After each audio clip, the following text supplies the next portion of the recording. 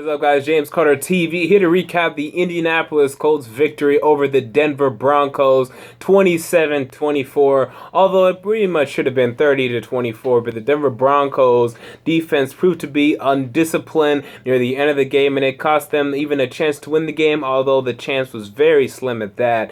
You know, this was a game that, honestly, when I was picking and making predictions, I said that I thought the Colts would compete, and I thought they'd have a chance to win this game, and they won the game. The Broncos were never going to go undefeated. I never thought that was possible. Maybe you did. If you did, you were wrong. There was no way this team was going to go undefeated. They were going to get their losses. They're still going to win the AFC West. They're still going to compete for a bye week, although it's going to be very difficult with the way the Bengals are playing. But, you know, this is a team that they're going to be in there. In the playoffs, they're going to be in the playoffs. They're going to be in the mix. And they're probably going to be, as of right now, let's say the third seed. But really, it comes down to they have a game against the Cincinnati Bengals later on this season. Who's going to win that game? And then really, I think that's going to determine the tiebreaker between the Bengals and the Broncos. So we'll see what happens there. So really, the Indianapolis Colts, all right, this is a team that's 3-5 coming into this game. They win this game, now 4-5 on top of the AFC South. I still project them to win the AFC South. Now, I think the Tennessee Titans appear to be on the ups. I think they could finish with 6 wins maximum. I don't know if that's going to be enough. Now, the key thing and the important thing is that the Tennessee Titans go up against the Indianapolis Colts Week 17 in Indianapolis. That game could be for the AFC South Championship. I think this is an impressive win by the Indianapolis Colts. I'm not going to downplay that. I think, though, this might be a little bit of a mirage. And their schedule coming up is still really difficult. Now, they won a game that I didn't think they would win, so I'll give them that. They have a bye week next week. We'll see what happens in the rest of the AFC South while they're resting. Then they come back. They go to the Falcons. The Falcons appear to be stumbling, so the Colts could win that one, but I'm still going to pick the Falcons for right now.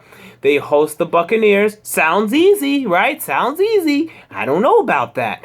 Then I believe they either go to Pittsburgh or they go to Indianapolis. I'm not quite sure. Let me check real quick. Let's say they go to Pittsburgh. That's a difficult game. Then they go to Jacksonville.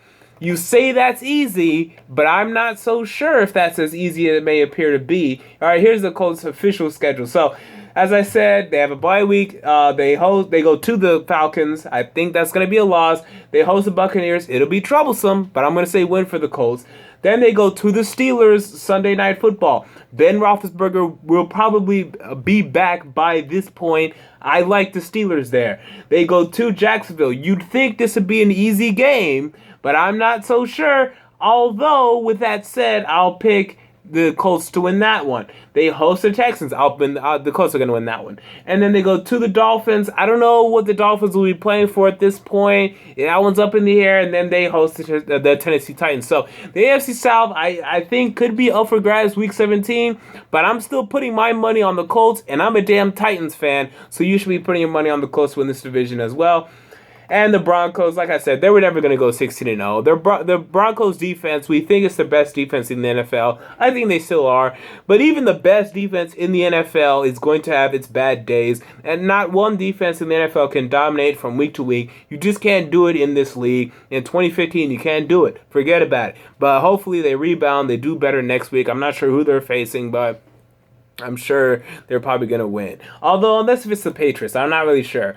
Let me check really quick who the Denver Broncos are facing. Peyton Manning today had a nice touchdown throw, had a bad interception. Oh, they actually host the Chiefs next week. That should be a win. That should be a win for the Denver Broncos. So we'll see how they do from there. So really quickly, let me give you my takeaways from the other late games. The Atlanta Falcons went to San Francisco, underwhelmed, and lost to San Francisco. And now I'm going to start raising an eyebrow about the Atlanta Falcons, as I kind of alluded to earlier.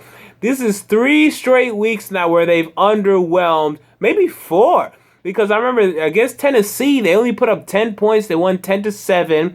They lost to the Bucks, and now they lost to the San Francisco 49ers. These are not winning teams. The Titans are going to have worse than 500 record. The Bucks are going to have worse than a 500 record, and the San Francisco 49ers are going to have worse than a 500 record. And also, the Falcons, before that, they lost to the Saints, I believe. So what's going on with this Atlanta Falcons team? And you have difficult games coming up. You have to wake up. You have to do better now. You know, we wanted to look at Dan Quinn. We wanted to say, oh, they're so good. Kyle Shanahan and Dan Quinn are coaching this team to greatness. They're underwhelming lately. They need to pick up the slack. They need to play better than what they're playing right now. Because if they keep snoozing, they'll watch this team pass them by, and they'll be like, oh my God, what happened?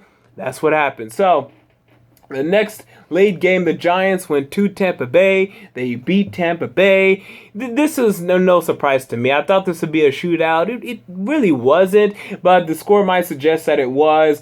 Jameis Winston played nice. The wide receivers for the Bucs are just dropping everything. I mean, Vince Jackson, they're missing him. They have like a clown out there, Dante Die. This guy sucks. Where did they find this guy off the street? They have Mike Evans, who can catch. He doesn't look like a number one receiver right now. Mike Evans needs to get it together.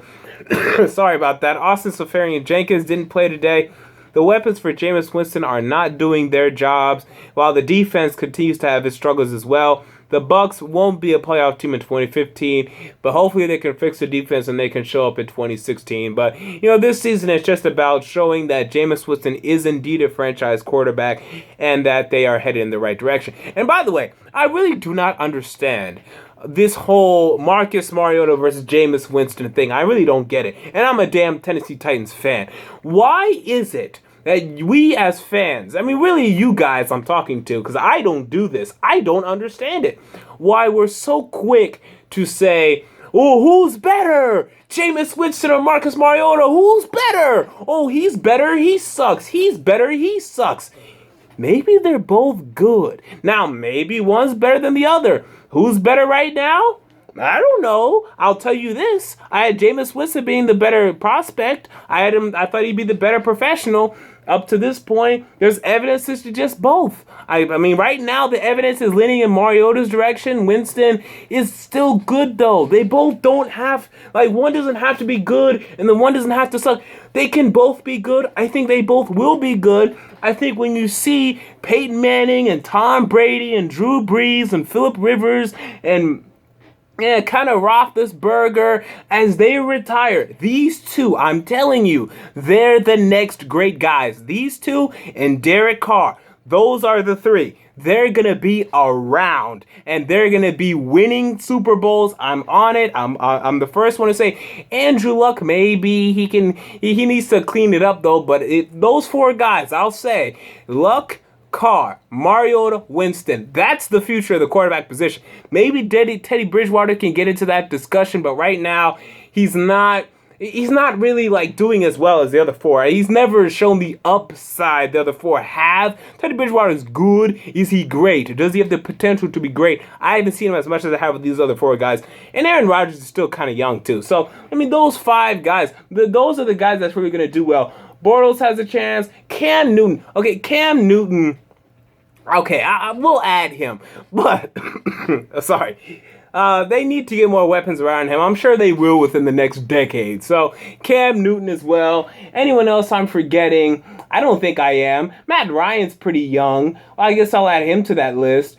But, these are the guys, the main four guys, as in terms of youth and look out, are Luck, Carr, Mariota, Winston. They're going to be around. Get used to it. And by the way, I didn't talk about the Steelers game in my other video, so let me talk about it now. Roethlisberger, toe or foot, whatever injury. Here's the thing. Next week, they go up against the Cleveland Browns in Pittsburgh. That's a big deal. They can win that game with Landry Jones at the quarterback helm. Then they have a bye week, and then they go to Seattle. I thought they were going to lose that game anyway. The point is this. The Steelers winning this game was huge because now If they tie with the Oakland Raiders at the end of the season, the Steelers get the tiebreaker. This was the big game. Now, you can afford having Landry Jones in there, but you have to win next week. I think you will. You have to win. Good thing is, it's just Cleveland. Just handle Cleveland. And then Pittsburgh will still be in hold and grasp of that AFC wild card. The other two teams I'm watching, actually 3, and I think that's it. I don't think another team is even in the discussion. We have the New York Jets, who I'm projecting to get the 5th seed as of this moment. We have the Buffalo Bills. I really want to see who wins this matchup this Thursday. Bills and Jets. That's going to have huge wild card ramifications, and I believe this is their first meeting, so they still have another meeting on the horizon. Either one of those teams sweeps the other team, that's the team that's going to win that wild card. So look out for that. The Raiders, we're still looking out for them, but this loss hurts. It hurts deep, and it's going to be, not only is it a loss to the Steelers, who will compete for them, it's an AFC loss, and that also hurts in terms of tiebreaker things, because the tiebreaker will come into play. I don't see any of these teams like being 11-5. I think there's going to be a good number of 10-6, maybe a 9-7, and the Raiders, in order to go 10-6 at this point, they'd have to go, 6-2 the rest of the season. I don't project that. So really, you're looking at maybe 8-8, 9-7. Let's say you go 9-7. The Steelers are going 9-7. I'm sorry, they're going 9-7. So at that point, you're in trouble. So we'll see how those things develop. So really, in terms of the AFC wildcard, Jets, Steelers, Bills, and Raiders, and I think the Jets and the Bills, they're going to beat each other up, and we're going to see who wins that one. So until next time, James Carter TV, I'm out. Peace.